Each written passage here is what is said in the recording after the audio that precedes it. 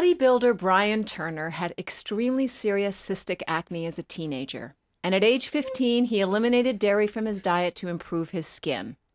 It worked, and he became a vegan. Like a true millennial, though, he documented his struggle with acne on his very successful YouTube channel. And now he educates and entertains his audience with his YouTube videos on his cruelty-free lifestyle. You can also listen to his excellent podcast, The Brian Turner Podcast, on iTunes. He sells cruelty-free fitness wear on his website. Dotsie and I met Brian last year when we were all on a panel together, and we're really excited to have him on the show today. Hi, Brian. Hey, how you guys doing? First, Good. Brian, for those watching our podcast, we just want you to explain the Band-Aid on your forehead so they don't get distracted by the amazing things you're going to tell us, because we didn't know bodybuilding was a contact sport here. Yeah, no, a dumbbell hit me in the face. No, what happened last week, I was playing something called soccer tennis. It's like a hybrid of soccer on a tennis court, and I went for a high kick, and my landing foot kind of swept below me, so I didn't land on my foot. I actually landed on my forehead and my wrist, and now I got a cast and a cool Band-Aid to show for it. Oh, wow. I know, because you're a vegan, you're going to heal really quickly. I actually feel pretty good in the wrist already. It's supposed to be 6 weeks, and a week into it, I can do a lot of motion, and it hurts a lot less. So who knows? Maybe. Oh, that is, yeah, only vegan style. All the rest of them, they sell them 12. So, Brian, let's start off with how you first became a vegan. You were really struggling with acne, and you decided to take dairy out of your diet. Can you tell us a little bit about that? Yeah. So I started having acne at 15 years old, and that's when I also started lifting. And so I was eating lots of calories. I was having tons of dairy. I mean, like an obsessive amount of dairy. I was having a gallon of milk a day, because there's a thing called gallon of milk a day diet. And I was having mass gainers and whey protein and protein bars and all that stuff. So I was really pounding dairy into my system. And I had a bunch of nodular cysts, so like marbles under the skin. I'd have like 4 to 6 at a time. And so I tried everything, antibiotics. I took all the medicines and stuff that the dermatologist would tell me, and none of them worked. So eventually I got on Accutane. And after 76 weeks of Accutane, which is like 4 times longer than anyone's ever been on Accutane, it finally started to clear up. And then they took me off of it. And then 3-4 weeks afterwards, my acne started coming back. And I was like, this is ridiculous. I took the most severe medicine you can possibly take to get rid of my acne, and it's coming back, which is not supposed to happen. So I was like, what else can I do? So I looked around and I tried to figure it out. And I took out milk and dairy and cheese, like all dairy stuff, as well as like the protein bars and all that kind of stuff. And I saw my skin start to clear up. So that got me like really excited, and started looking at all the other things that I was doing, like meat and eggs and things like that. And I figured the hormones and the meat and the eggs and things like that were also playing a part.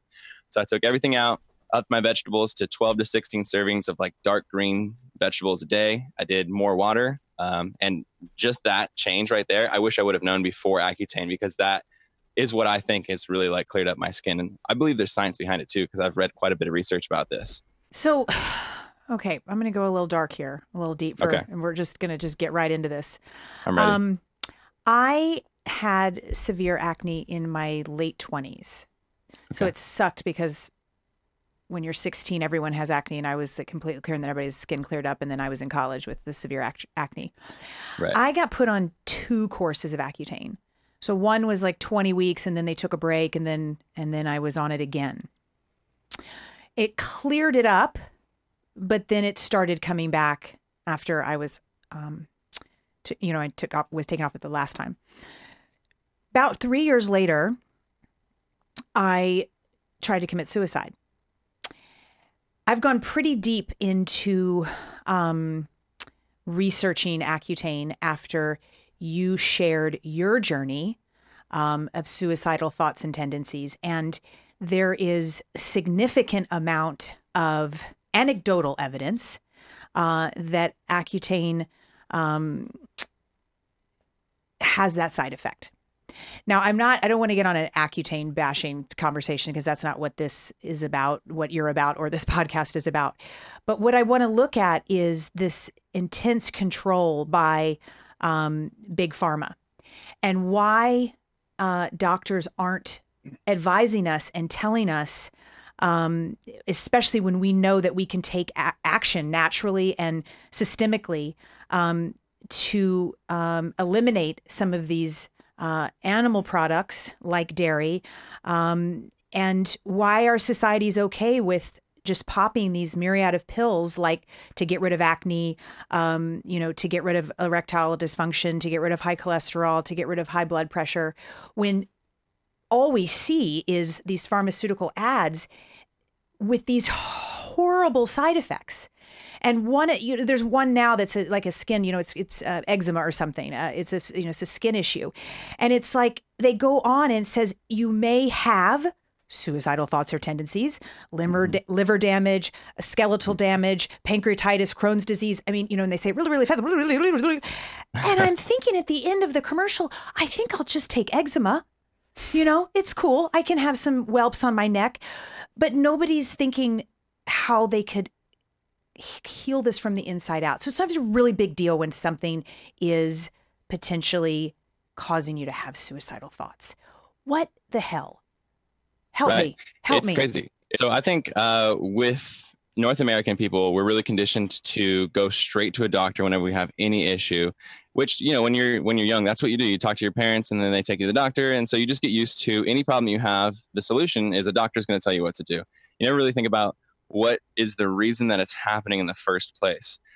So with Accutane, I feel like it's just, at least for me, when I went to my dermatologist, it was just the step that you take after you do the initial minocycline, then you do doxycycline, so there's antibiotics. And then after that, they're just like, okay, well, after Retin-A, there's pretty much nothing else that we can do except Accutane. Are you willing to take the risks? And like you're saying, the risks are so big, and there's like a list that's so crazy. And it's crazy that suicide and like severe depression and all these like really gnarly things, like you can have colon cancer in the future, all this crazy stuff. It's kind of passed over. Like they mention it real quick, but they really just mention it, and you just feel like it's one of those legal waivers. You're just like, okay, and I'll just sign off on it. But nobody really like talks about it deeply. And I think that for me, at least, I wish I wouldn't have done Accutane. And I have people on my channel because I do a lot of acne videos now. And when I was on Accutane, I like chronicled the whole journey. I have people who comment like every single day, and they'll say one of the side effects, they'll say like, I now have severe depression, or some people will say I can't lift anymore because my joints have like deteriorated to a point that I can't bear weight like heavy that I could. I can't squat the same way I used to. I can't deadlift the same way. I personally have a couple of issues that like I think are from Accutane. Like I have really bad like problems with my back now, where I'm not able to do deadlifts and squat the same way that I used to. A lot of my joints have like kind of frozen up and stuff. And so if I would have been able to go back and not do Accutane, I would have been so stoked for that. I kind of forget there was a third question that I was going to. Why aren't people looking into a systemic pathway to heal themselves? Like, why are we in this society where it's just like, obviously doctors are trained to treat something that is already sick, that is already not well, Right. instead of like treating us the other way, like systemically, so that we don't get sick, right? So we know that they're not trained in that. We know that that's probably part of it. But you had mentioned in one of your videos that your doctor did say, I think it was when you did you were more towards the end of the course, and he was like, oh yeah, we didn't tell you just to drop the whey protein. Like it was just kind of some sort of side note. Right. So with dermatologists, I don't think that they are legally allowed to start talking about food because they're not dietitians. Yeah. And so they don't really have the ability to, I don't know if this is true, but I just feel like they don't have the ability to talk about food directly. And so he would always skirt around dairy. He'd always skirt around anything that I could change that I was doing. And then you're right. Like once I got so far into it that he was like, I don't know why this Accutane isn't working. Maybe, and he didn't say this is for sure, but he said, we have kind of noticed a couple of the other guys who lift and who have acne, they took whey out and then their acne started getting better. So he didn't necessarily say like there's science to it or anything like that, but maybe try it because there's some anecdotal experience to it. And the doctors that are saying that, diet has no part to it, because I know a lot of people push that diet has no part to acne and is completely genetic. They are basing that off a scientific study that was done about like 35 years ago or something like that. And it's literally one study, and it's a flawed study that wasn't performed correctly. That, in the study, it proves that diet has no effect on anything, but they weren't controlling the diets that people were on. Right. They were just controlling one part of the diet. And so you never know what else they were eating. You weren't cessating from dairy completely. Now there's new research that, unfortunately, again, Big Pharma, I don't think really wants to tell people to stop taking medicine No. and start learning about diet. So why would they fund, or why would there be any big money going into research that would currently prove that dairy and other things have an effect on your acne? But there's actually a study that just came out in 2012, I believe, and it has to do with something in your body called mTOR signaling. Mm-hmm. And when you have dairy, when you have meat intake, when you have high calories, when you have high sugar intake, alcohol, and high fat intake, all of those things affect your mTOR. And mTOR, when it's raised above a normal level, activates your sebaceous glands and causes your sebaceous glands to release more sebum fluid, Mm-hmm. more oil. And that's what causes acne. And so any one of those things can cause you to have more mTOR and can stop something else called AMPK that actually brings your mTOR down. And so, like, if you're doing any of those things, or if you're doing multiple of those things, you're just causing it to be prolonged and to get worse. And then you're trying to fight it with Accutane, but you're still having alcohol, you're still having dairy, you're still having high sugar stuff. And it's really like an uphill battle. Well, you're a wonderful spokesperson to educate people, even though you're up against a huge industry that doesn't want people to know this information, because your YouTube videos are really honest and entertaining, and your podcast also. So I recommend that our listeners and viewers go check out Brian's. And also, it's amazing. Your skin looks really good. But your skin, I had trouble seeing some of your early videos because your skin was so inflamed and cystic, your acne. I'd never seen acne so bad, frankly. So now I'm going to move from this topic of skin to something also that's so interesting about you, is that you are a vegan bodybuilder, which a lot of people think is an oxymoron. So when you when you took out the dairy, you didn't take out the meat right away, but were you still a teenager? Because you're about 25 now, right? Yeah, you're I'm 25. Almost 26 on the 23rd of this next month. week. Old guy. So happy birthday early. Thank you. So what happened to you when you took out what you thought were these things that were making you stronger and better as a bodybuilder? What happened to you, your health, your bodybuilding, etc.? Well, like you said, I took dairy out first, and that was because I was searching for an acne fix. It wasn't for any really other reason. And then everything kind of changed as I like researched and learned about the health effects and documentaries and the ethics of everything. And that's what made it more concrete for me to be vegan instead of just trying to search for something that fixed my acne. But you're right. So I took milk out or dairy out, and then probably about 6 months after that, I started experimenting with taking meat out. And then it was kind of a slow go until I got all the way out from it. So now at this point, we're 3.5 to 4 years. I should probably like figure out the exact date, completely plant-based. And for me, nothing changed. Like, I think a lot of people are searching for vegan people or people who switch from meat to vegan to say my energy was lower, or I wasn't able to be as strong, or my pumps or whatever in the gym weren't as good. Like literally nothing changed for me at all, except the really awesome thing was that I would always wake up, because again, I was having so much dairy. I'd always wake up with really, like, I call it like a thick mouth. Like I'd have a lot of mucus in my throat, and I'd have to a lot. It would take me a while to, like, my eyes would be like really crusty. It'd take me a while to kind of like wake up and get like all that kind of processed. I have to drink more water and stuff. And yeah, after a while, all that went away. And one thing that I really liked was when I was eating drinking lots of dairy, I would have something I call moon face. A lot of bodybuilders know what I'm talking about. You have a lot of bloating right under your chin, and so it makes your face look really wide and fat. And it's just water retention, subcutaneous water. And I think that it has a lot to do with like. Ruh-roh. Uh-oh, that's Zoom.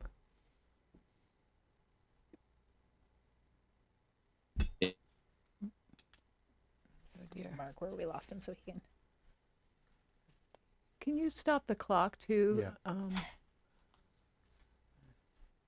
I thought it was going to come. Yeah, so I had a lot of something called moon face. So a lot of bodybuilders will know what I'm talking about with that. But basically, that's just when you're holding a lot of water in your face. And for me, I was holding a lot like under my chin. So you wouldn't be able to see my jawline very well.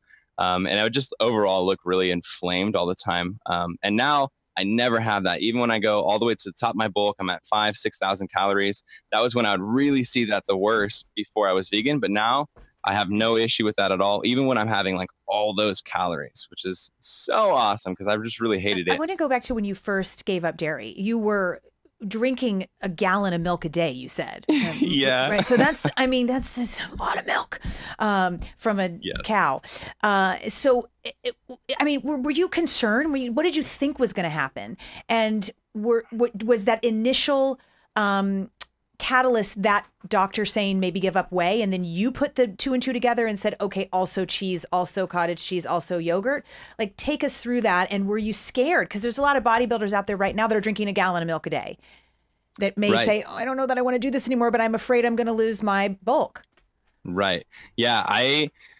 Like I said before, I think conditioning is really, really a heavy factor, especially in North America. Like dairy, you're taught from when you're a kid, like if you want strong bones, you better drink dairy, you know? And for me, the people that I was watching on YouTube, now there's a lot more content. So I think it's a lot easier to prove that you can do whatever you want. And there's some guy who's already done it and he's still swole and stuff. So the people I was watching were just traditional bodybuilders, you know, like Ronnie Coleman and Kai Green, like these big guys who are, you know, provably on steroids and stuff. And they were showing you ridiculous foods. And it just made you feel like if you want to be big, you got to do ridiculous stuff. And it kind of made you feel like you were a part of the culture. So I was like, okay, everybody who's trying to get big right now is doing a gallon of milk a day. I'm a serious bodybuilder. I'm going to do a gallon of milk a day.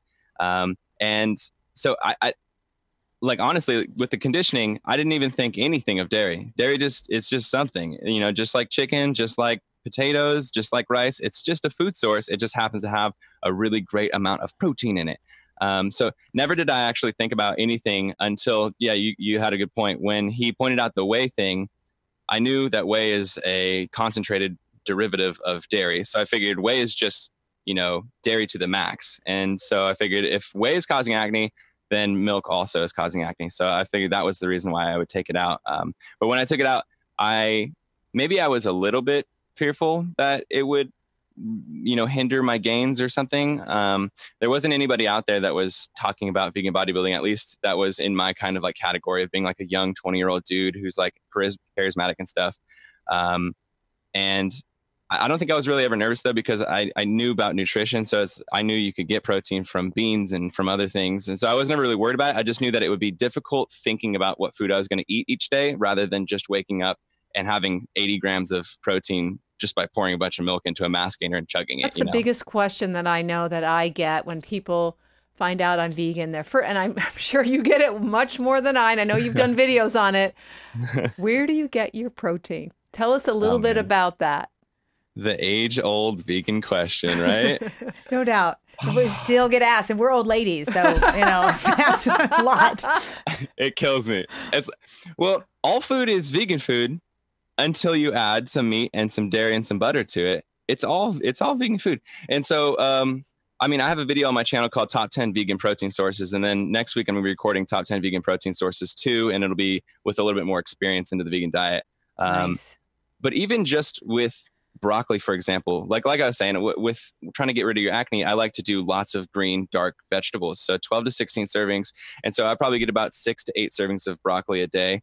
And just from that, I think a serving of broccoli is like 4 or 5 grams of protein. So just from broccoli itself, I was getting 6, 12, 8, I was getting like 20 to 30 grams of protein a day just from broccoli. And that's kind of like insane right there, because that's a chicken breast. Or oats, for example. If you have a good amount of oats, you get a lot of protein in. Obviously, we all know about like beans and lentils. That's what everyone usually answers. And I know a lot of people are scared of soy, but soy has been it's been proven that soy doesn't raise your estrogen. You don't have to worry about it. So, tofu and I don't know if you guys have ever seen like the bean pastas. There's pastas that are made from like edamame, or they're made from adzuki beans or black bean pasta. Delicious. Oh, it's amazing, because you just mix one serving of that into a regular dish of, whole wheat grain pasta. And then that's the same as what you would do with meatballs or a chicken breast or something. That's 20 something grams of protein.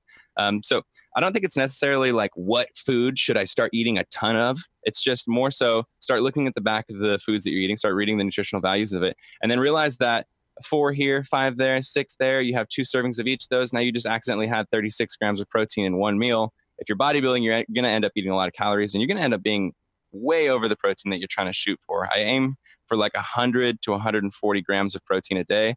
And a lot of times I'll accidentally be like, oh man, I just hit 180 grams of protein. I wasn't even trying to go that high. I'm glad you just gave those grams, because I did the same thing when I was cycling professionally. It was like 1 gram of protein per kilo of body weight, not per pound of body weight, right? And so for me, that wasn't even 100 a day, and it was like really easy to get in. So that's a great question. The average person, so maybe it's somewhere in between me and you, needs on a daily basis, and people are eating 200 grams, 250 grams, and they're not even bodybuilders, and it's making them sick. So what is this, an over protein culture? And maybe give your kind of tips on how much protein the regular person that's maybe just, you know, running or walking 3 times a week needs. Yeah. I mean, for example, I was having, just like you had like kind of like that scale that you needed to hit. My scale was, you need to have 2 grams of protein per pound of body weight that you had.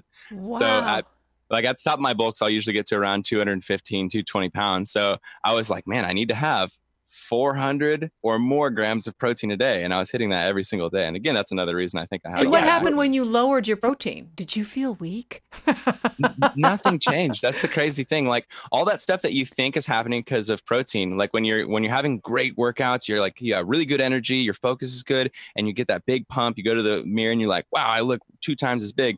You think, because you're conditioned to, you think, man, it's because I had all that protein yesterday and that's my muscles being swollen with protein, but it's actually not true at all. It's glycogen in your muscles, and glycogen is restored from eating carbs.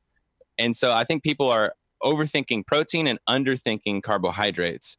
And like you said, like, did it change for me when I lowered protein? Nothing changed for me at all. I've been bodybuilding for a little over 10 years now. And I'll usually bulk for about 9 to 12 months. And then I'll cut for about 3 to 4 months. So it's like trying to gain as much muscle as possible while putting on a little bit of body fat, and then trying to remove as much body fat as possible while trying to preserve as much muscle as possible during the dieting phase. And nothing has changed for me at all. It's been exactly the same timeline. It's been the exact same, like, calories ramping up as I bulk and then ramping down as I cut. The only thing that's different is just the ratios that I'm using are different. So instead of having, maybe 45, 50% of my carbs or of my calories coming from carbs, now it's anywhere from 60 to 80% of my calories comes from carbs. And for me, nothing has changed in terms of strength or being able to gain muscle. The only thing that's changed is just my performance in the gym is a lot more fun because I really enjoy the pump. That matters. Yeah, it's great. You get that good connection with your muscle, and it makes it so that you can do the exercise better, because I feel like you connect with how the form is supposed to happen. And so at the end of the workout, you're walking around and you're like, man, I look like Hulk Hogan or something. I look like the Hulk.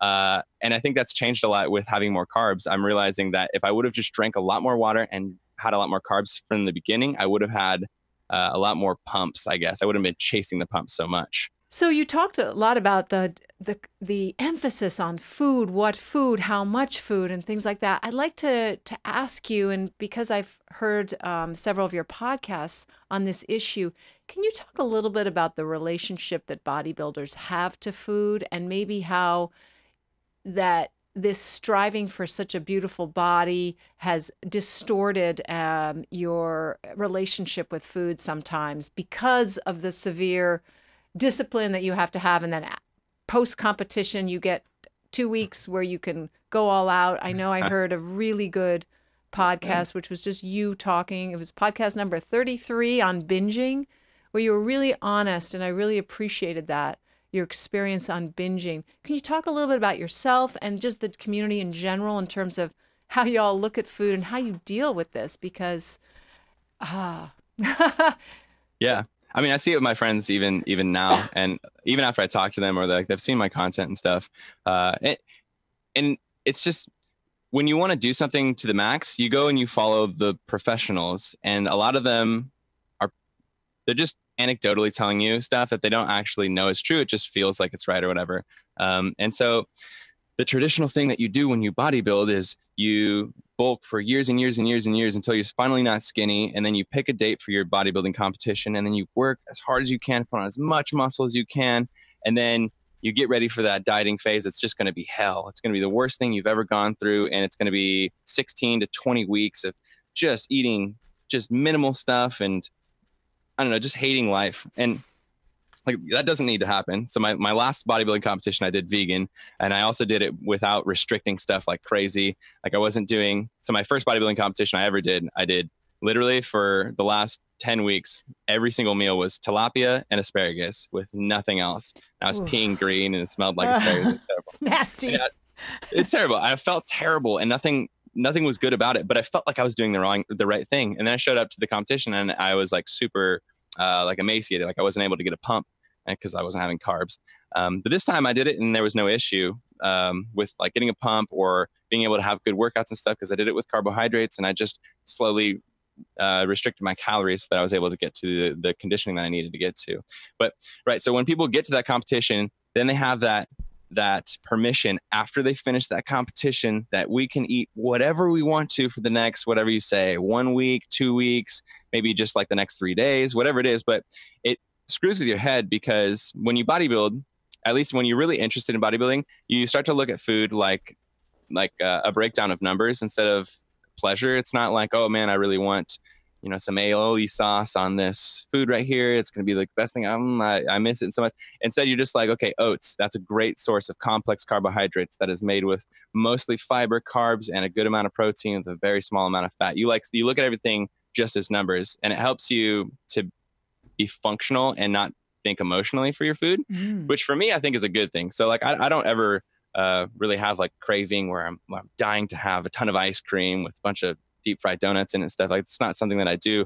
And it's just because I know what's inside of food, because I looked at food for so long. So it's all numbers to me. But when you do that and you do this thing where you like restrict really hard and then you allow yourself to binge really hard, your brain gets in this weird space where sometimes if you're not able to pull away from the overeating and the binging part after competitions or after even dieting for a photo shoot or whatever it is, you start to not being able to control the binging periods. And then you develop this really bad cycle where you try to stop binging, but you can't. And you eat a bunch of whatever it is late at night when you've done really good for the whole day. You eat 6 Lenny and Larry's cookies. That was my like main one when I was having trouble.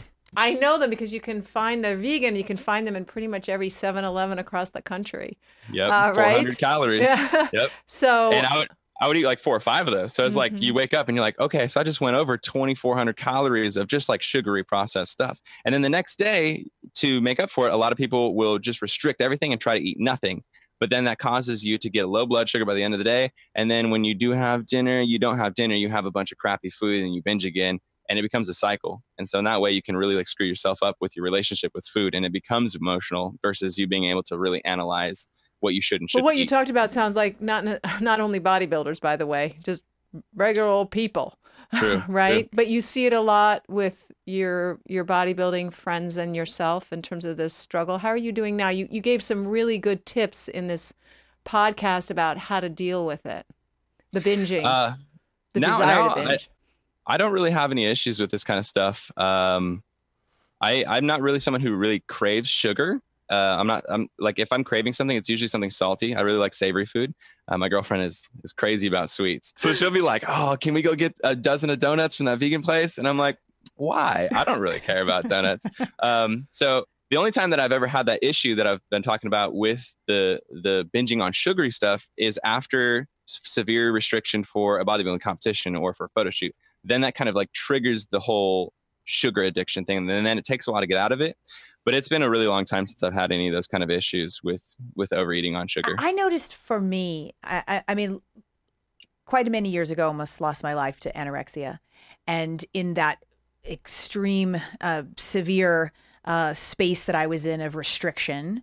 And then, you know, finally my emotions snapped back and my body responded and it turned into bulimia. And then emotionally I couldn't deal with it. So I started throwing up. So but I had extreme, intense cravings during that, but many, many years after, when I was just eating a typical all-American diet, if you will. Just raging cravings for different things. And what I've noticed, and I got better and healed before I became a vegan, but just as like a sort of a present from the vegan gods, I have zero cravings anymore for anything. Like I eat when I feel like eating. I eat what I want, when I want it, how much I want it, how little I want it. I just never am in this period where I'm like, oh, I really, really want X. Have you had that experience? Because it sounded to me like you disconnected a bit from the emotions you said and went kind of math on your food. But that's, easier said than done, right? Like the people out there just can't like, well, I'm just going to disconnect my emotions from this. That's what fuels, the whole cycle of cravings is people's emotional connection to food too. But have you experienced that with eating a whole food plant-based diet where your cravings have dissipated? I think what maybe happened for you, but what happened for me for sure is when I went vegan, I started to not even on purpose, but just started to eat more whole foods stuff. Like when I wasn't vegan, I was just eating the same thing over and over. Again, I was just like chicken, potatoes, steak, milk, and frozen foods like beef stroganoff, frozen things. But when you're vegan, you kind of forced to start learning about food, and it gets, well, at least for me, I'm super excited about food. Like I want to take culinary classes. And I want to learn more about how to make better food. Whereas before I couldn't care less about food. I just wanted to get it in. And I think when you start trying different varieties of food, you start being like, okay, you know what? Making a mixed veg and rice dish with a bunch of garlic and onion that you like saute first, so like the flavors get in there, or you make I make cashew Alfredo so often and it's so good. It's better to me than the other choice. So I think about, okay, could I have, and I mean, there's even bad foods that you can eat as a vegan. There's a bunch of like frozen foods that you can eat, a bunch of processed foods. So you could go that route. But to me, I would rather cook for myself and make more whole foods. And I think by eating more whole foods, it eliminates those cravings, because I think when you eat lots of processed or lots of sugary foods, it makes you crave it again, and it doesn't fill you up and satiate you as much as whole foods What about does. the protein powders and the meats, the vegan meats? Do you use those? So my girlfriend is definitely more emotional than I am with food. And so she loves certain Gardein products. And I definitely advocate for Gardein and all those Tofurky and stuff like that. When you are first transitioning over, that is the way you can get your friends to not hate vegan food, because you're not going to get someone eating junky, bad, normal food, like non-vegan food, to jump to a healthy whole foods vegan diet. They're going to blame the whole foods boringness, because they're not used to that kind of taste, on the vegan diet. But really, they're just not ready to be healthy. So give them the junky food and let them be like, wow, these meatballs taste like those meatballs. This turkey cutlet thing tastes like mashed potatoes and gravy.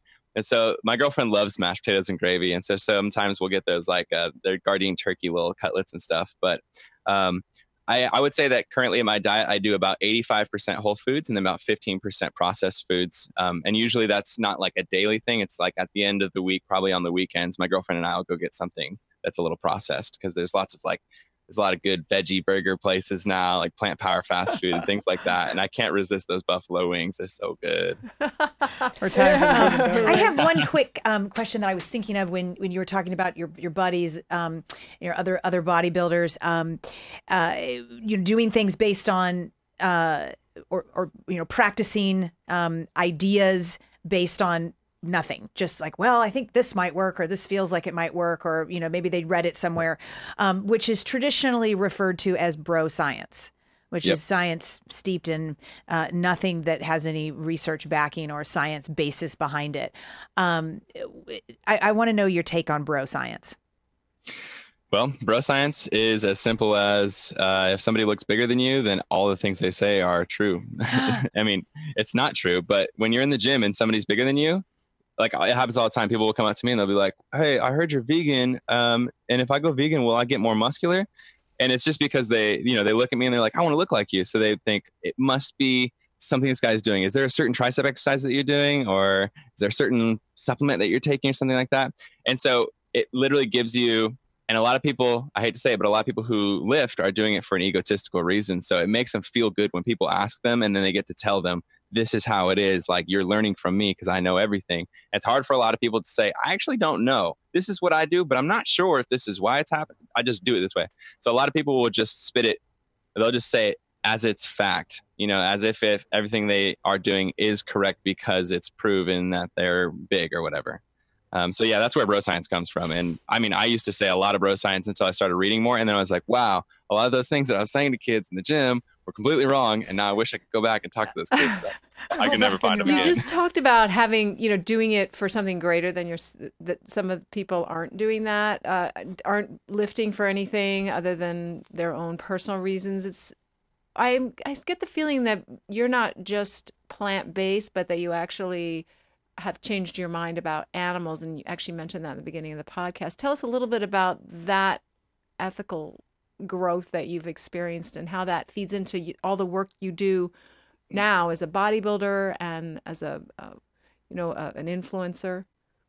Yeah. I mean, when I started, like I said, it was all because I wanted to help my acne. And then from there, I learned about health and the effects that it has on the inside of your organs and things like that, and your cholesterol levels and stuff. But then I started, and it's great that this is here for people to so quickly access. I started looking through all the documentaries, which are free to watch on a lot of platforms like Netflix. You can watch, Cowspiracy and Forks Over Knives. And, there's even more now than there ever was. But even just those first two ones that I watched, I was like, whoa, dude, not only the impact on the earth, which a lot of people can be like, whatever, I don't care. But just watching the footage of how they treat the animals that you think are cage free, or like how you think like, they live a great life. Like they're fed whenever they want to eat and all that stuff.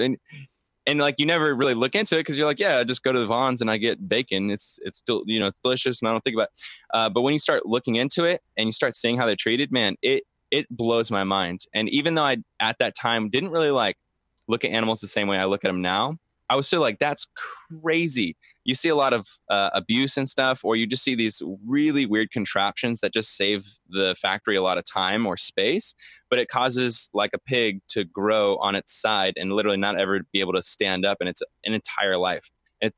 It's super weird. It's Matrix. Pretty sickening. Yeah, it's really weird for me. And so now it's harder to watch those things because now I think of animals a lot different way. Like no animal or no insect freaks me out. Like I used to hate spiders and I kill them. And I know it's weird. Like, cause a lot of vegan people are still like, spiders, they're freaky. I'll try to throw them out. I will like catch them and I'll go outside and I'll like release them, because every animal is cute in its own way. Some of them just are cute in a different way. So the bodybuilder with the big heart too, as well as the big muscles. That's what I'm seeing. That's the headline. So I saw some pretty delicious shakes that you made on your YouTube channels. On your YouTube videos, can you tell us about your favorite shake, what you put in it that our listeners and viewers might be able to replicate at home, although there's a lot of calories in them, if I recall. Yeah, no, that's a really good point.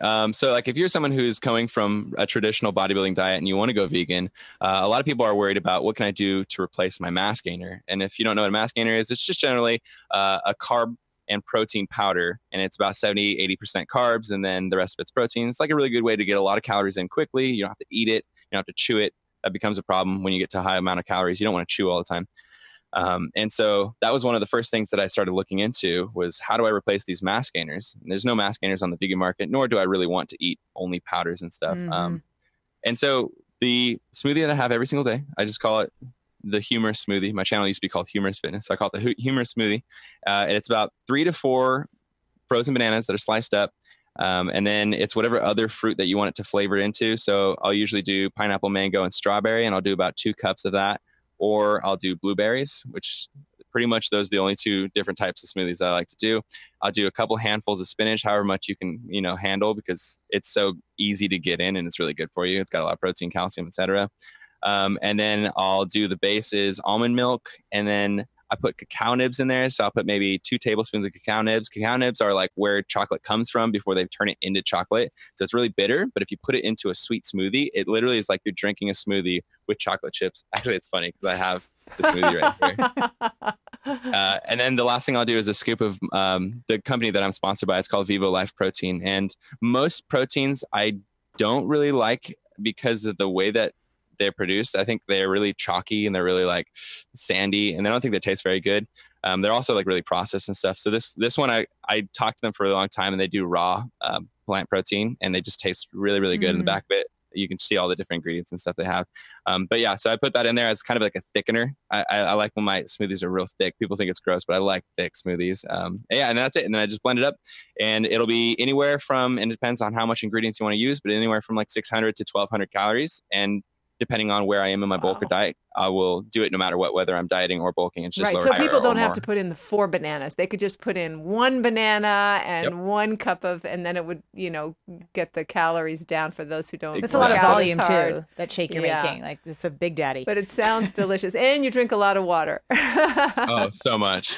What about restaurants? Are you able, anywhere you've traveled or maybe in San Diego where you live, do you have a favorite restaurant?